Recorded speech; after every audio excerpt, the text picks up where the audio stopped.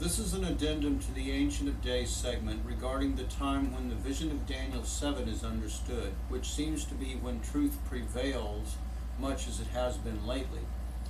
And now it takes some honest knowledge of truth in the real world to follow this, because Scripture is intended to speak to the watchman and the truth seeker, so you won't be hearing about any of this in Sunday school. There's also a lot of sound reason and logic behind this assessment, but based on all of that, this is an executive summary of this one vision of Daniel.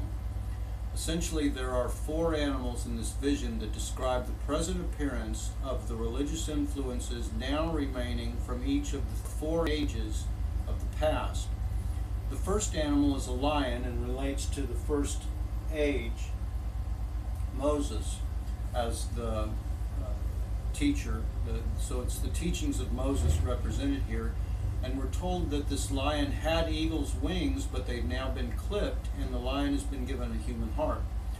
Jeremiah tells us the eagle in the first age represented Edom, both of which make up what we've always called Judaism, but the ability to fly has now been clipped from it, and Moses, the bear, has been given a human heart and made to stand. This is a perfect description of what the first tablets of Moses have now done for us, as is in the firsttablets.com PDF, thousands of which have downloaded lately. The second animal here is a bear and would represent Catholicism, or the religious influence of the second age. We're told this bear has 3 ribs in its mouth and teeth. So what has Catholicism been devouring lately? To eat something means to accept it, but teeth imply destruction. And Catholicism has now come to embrace all 3 of the Abrahamic faiths. That's the biggest problem with it now. It's not any good to anybody because of that, because it doesn't produce anything right or righteous in terms of what is needed today. So we're told this bear lifts himself up on one side, but he can't stand because he only has left feet. They've even started having Muslim prayer at the Vatican lately, so this is quite an accurate assessment of the present condition. The leopard would then represent the state of Protestantism in the present. Notice it has 4 heads. A head relates to intelligence, and in this case, the genetically inherited intelligence in the people of Protestantism from each of the 4 times of the past.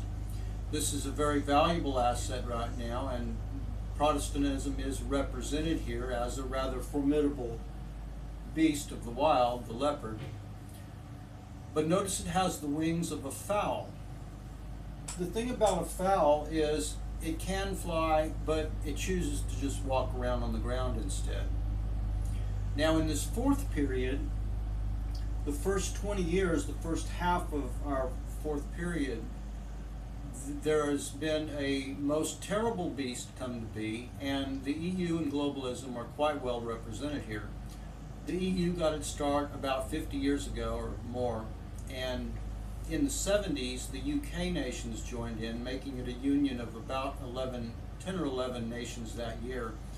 Now these are probably about the same nations originally settled by the tribes way back when, beginning way back when, as the tribes were promised to become nations, but they were also supposed to be lost, meaning they didn't know who they were back then after coming out of the Assyrian captivity, and probably illiterate, so there would even be little record of that.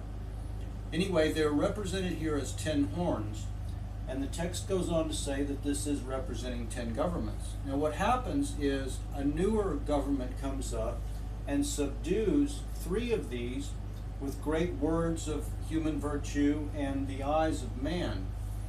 Eyes of man are generally more personal and short-sighted, or the vision of man. So this would mean things like niche advocacy, which we call identity politics now.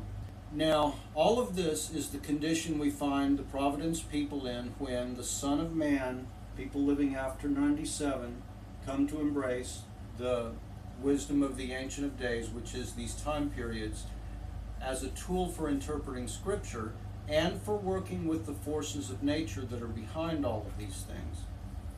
One of the great things that comes from that is the realization that while we've had three dominant teachers in the past three ages, Moses, Jesus, and Paul primarily, the last 4 centuries, the teacher of the time now, and what's winning for everybody and everything, is truth.